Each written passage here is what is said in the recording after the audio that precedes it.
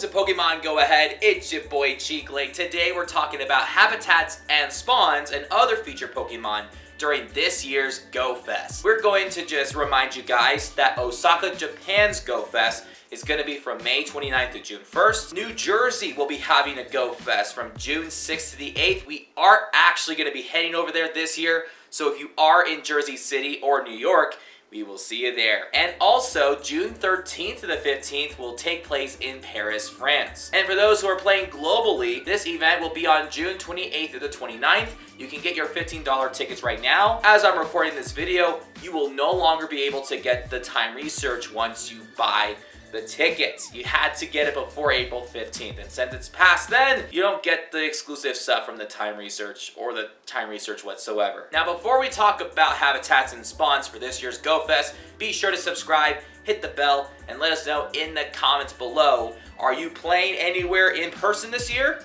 or are you just playing globally? And with that being said, let's dive in to the details. As we all know, Volcanion is going to be the featured mythical for this year's Go Fest from Special Research. Just a friendly reminder, everybody gets one encounter for Volcanion. So for example, if you're attending the Osaka Go Fest and you complete the Special Research and you get the Volcanion encounter, and then you go to New Jersey for the following Go Fest, you're going to get Volcanion candy instead. So no matter how many times you're traveling, everybody gets one Volcanion encounter. Also, Carbink and Frigibax are gonna be shiny debuting during this year's Go Fest in all locations and during the global event. Crown Shield Zamazenta and Crown Sword Zacian are going to be making their debuts in 5-star raids. Once you defeat them in 5-star raids, they will revert back to the Heroes of Many Battles forms, and that's where you can shiny check from. How do you get those forms into the Crown forms? Well, we'll have to find out when we get more details. Palucha is a regional exclusive in Mexico, and it will be appearing during the in-person locations in Osaka, New Jersey, and Paris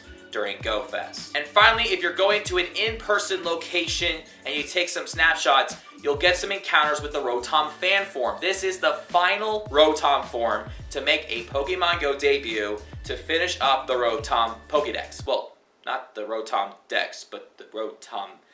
You know what I mean. We'll talk a little bit more about details for Global Go Fest, but for now, let's talk about the spawns and habitats during the in-person locations. Usually, no matter which location you're at, there are usually 4 different habitats with different spawn. You go to the next in-person location, there's like 4 more different ones. This year is kind of different. Each location is going to have 4 habitats, but 3 out of the 4 are going to be the same no matter where you go, and there's 1 habitat per location that is exclusive. So I'm going to call this category the exclusive in-person habitats. If you are attending the Osaka Go Fest this year, you'll be able to go to the habitat called the Calming Tea House Habitat. Spawns in this habitat will include Chansey, Snorlax, Marill, Corsola, Chimecho, Munna, Natural Furfrou, Swirlix, Cutiefly, Morlul, Kamala, Jangmo-o, and Hatenna, and some trainers might even encounter Drampa. And if you are attending Go Fest in Jersey City, New Jersey, including myself, you'll be able to go to the habitat called the Mechanical Marvels Habitat.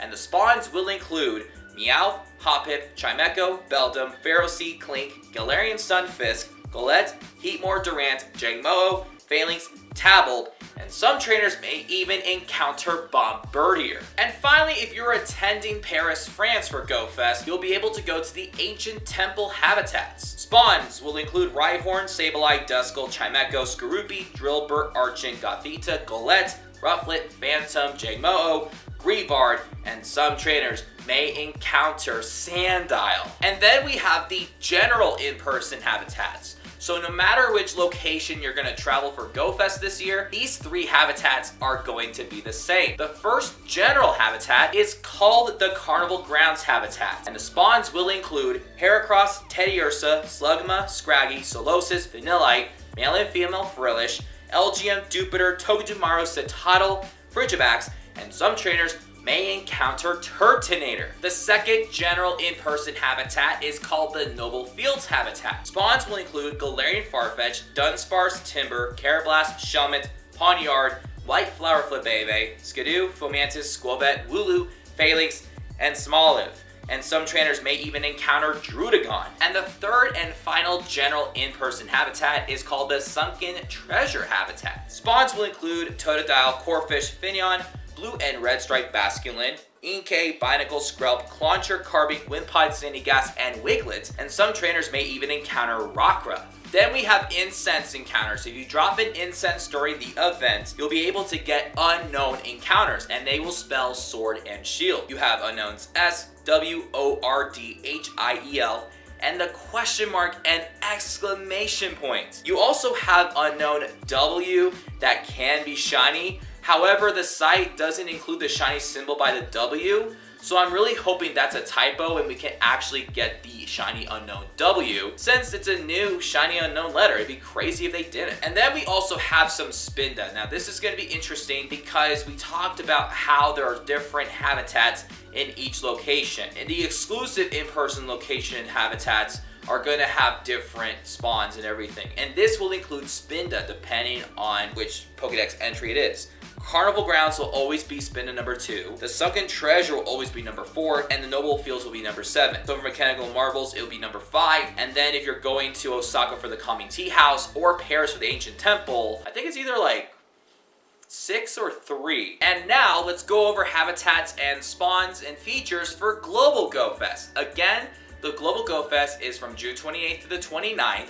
You can buy this ticket for $15 and you can play wherever you want from 10 a.m. to 6 p.m. on both days. However, there are some things that are going to be different on Saturday and Sunday, and we'll go over that eventually. But for now, let's talk about the habitats, or should I say the rotating habitats. The first one is called the Moonless Volcano habitat. This will cycle from 10 a.m. to 11 a.m. and then again from 2 p.m. to 3 p.m. Spawns will include Houndour, Numel, Duskull, Gothita, Golett, Fletchling, Red Flower Flabebe, Skrelp, Fuecoco, and some trainers may even encounter Carbink.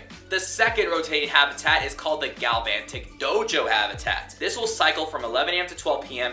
and then again from 3 p.m. to 4 p.m. Spawns will include Machop, Electabuzz, Teddiursa, Scraggy, Chespin, Yellow Flower Flabebe, Pancham, Dedenne, Crabrawler, and some trainers may even encounter Mienfoo. The third rotating habitat is called the Hypnotic Tundra habitat. This will cycle from 12 p.m. to 1 p.m. and then again from 4 to 5 p.m. Spawns will include Alolan Sandshrew, Swinub, Spheal, Piplup, Snover, Munna, LGM, Blue Flower Flabebe, Bergmite, and some trainers may even get Frigibax. And the last rotating habitat for Global Go Fest is called the Phase Swamp habitat. This will cycle from 1 p.m. to 2 p.m.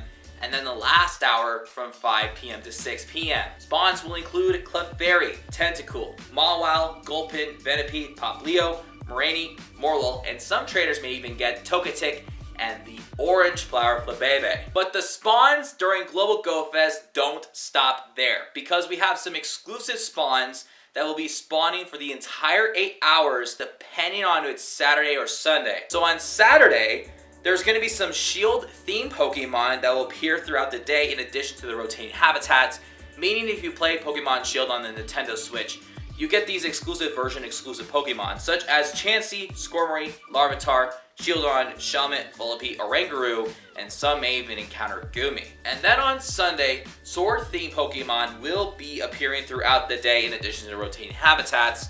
So again, if you play Pokemon Sword on the Switch, these are the version exclusives.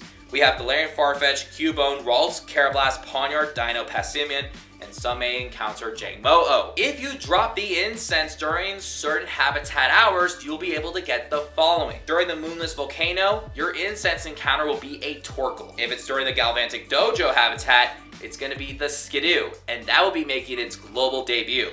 So if you didn't buy that research ticket because it's too late, you can still go for Skidoo during the Galvantic Dojo habitat as long as you have an incense and as long as you bought the $15 tickets. You also have the Hypnotic Tundra habitat, which will give you an exclusive incense encounter for Pachirisu. And then you have the Phase Swamp habitat. If you use an incense, you'll get Klefki. Now this is something I should probably mention. Klefki is making its global debut. So for those of you that are not attending the Paris Go Fest, don't feel bad, because you get an exclusive from France in your backyard. We have some more incense encounters, and again, they're on Saturday and Sunday, and they're including Unknown.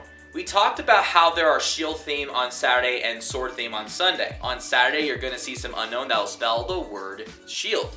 So you're seeing D-E-H-I-L and S. If you put them together, it spells shield. And on Sunday, you're going to see some unknown that will spell the word sword. So they have S-W-O-R-D. If you look at the Pokemon Go website, they don't include the shiny symbol on the W, but I hope again that it's an error and that we do get the shiny unknown W. We have 1-star raids during Global Go Fest that will feature Frigibax. And then as I'm recording this video, we have no idea what the 3-star raid bosses are going to include. It could be a costume Pokemon, it could be an exclusive Pokemon in the tier 3, but as of right now, we have no idea. And then remember, Sword and Shield are going to be on different days. So on Saturday, June 28th, you're going to get some 5-star raids for the Zazenta crown form.